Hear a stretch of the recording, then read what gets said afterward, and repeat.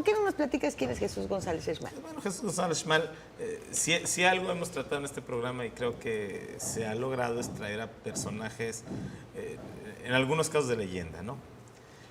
Jesús González Schmal es un político, un abogado de una trayectoria, importantísima.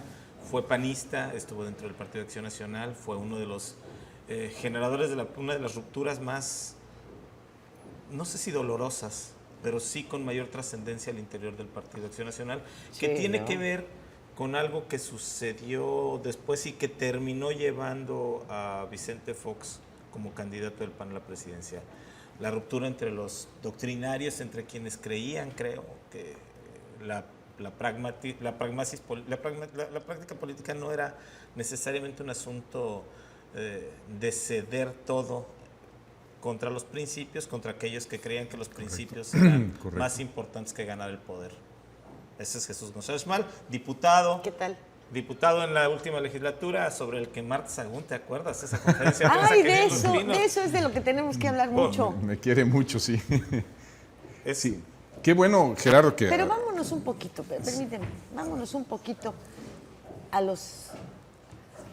a todos estos inicios en la política de Jesús González Schmal. Vámonos a ese PAN que rifaba autos, que se negaba a recibir dinero del gobierno, que no creía que era necesario, que el gobierno lo consideraba verdaderamente burdo en tiempos en los que no estaba la crisis económica tan fuerte, que el gobierno federal destinara recursos para los partidos políticos. Vámonos a ese tiempo. La leal oposición, aparte. Y la verdadera oposición. Sí.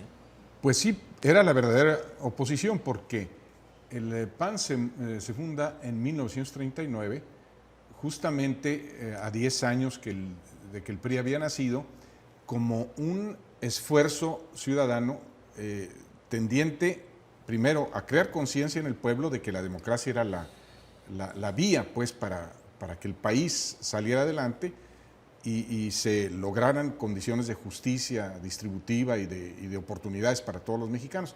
Y segundo, que se rompiera una tendencia al unipartidismo que llevaba el PRI, pues, muy clara, como partido que nació efectivamente de la congregación de grupos revolucionarios que se organizaron, en mi forma de ver, inteligentemente para evitar las pugnas internas, y que logran 10 años donde el país advierte cierto avance, pero que si se seguía esa tendencia unipartidista, iba muy claramente hacia una tendencia hegemónica que rompía la posibilidad de un pluralismo democrático a futuro.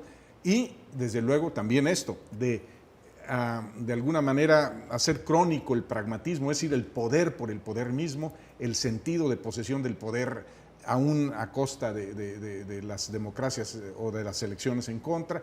Esta tendencia fue contra la que nació Acción Nacional, muy inspirado por un grupo de universitarios básicamente, que fue el maestro Manuel Gómez Morín, el motor de esta idea renovadora de nuestra vida política.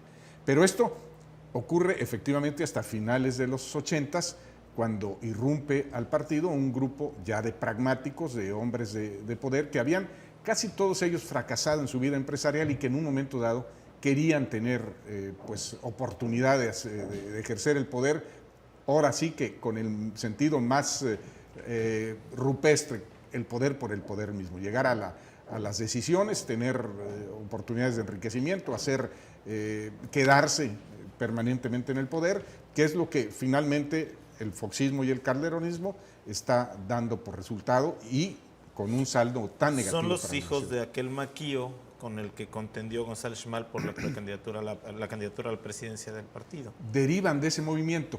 Maquío en realidad llega, habiendo sido priista, que no le dan la candidatura en Sinaloa, llega al PAN con el resentimiento de la nacionalización de la banca de López Portillo en 1982. Ahí es donde en realidad se rompe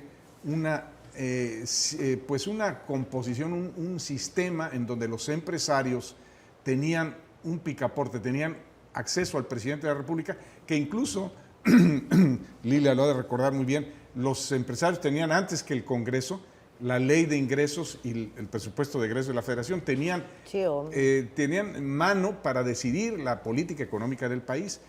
Cuando López Portillo le cierra la puerta y nacionaliza la banca, se genera una inconformidad de un grupo empresarial muy amplio, entre los que está Maquío, y el Maquío liderea en realidad este nuevo movimiento. Primero ellos quieren hacer su propio partido, acuérdense, el DIAC, Desarrollo Humano Integral. Optaron, hicieron la petición a la entonces Comisión Federal Electoral, no reunieron los requisitos para hacer ese partido, y hacia 1986 deciden, en una travesía, por cierto, en un barco, en un yate de Maquío Cloutier en el Golfo de Cortés, en el Golfo de Baja California, deciden infiltrar al PAN. Y es cuando empiezan a entrar al PAN. Y un partido de donde la doctrina era el fundamento elemental para todos, o sea, era un partido de principios. Esa sí, es y la con gran una lucha aportación muy del PAN. importante, porque iban ganando alcaldía por alcaldía, ¿te acuerdas? A mí me tocó, junto con Jesús, estas etapas de campaña de Pablo Emilio Madero, claro, en sí. donde ahí andaban en unas camionetas, no te voy a decir que sin aire acondicionado, no, sí tenían, que por entonces eran muy buenos modelos. Sí. Pero ahí sí andaba. Bueno, no era un partido de frailes dominicos, era un partido donde... Era un partido de gente que metía hasta su dinero personal para estas cosas. Los que militábamos en el partido y los cargos que tuviésemos no teníamos una percepción por el partido. El edificio del PAN no era el inmueble del que gozan actualmente. Bueno, era la casona de la Colonia del Valle, ¿no? Ahí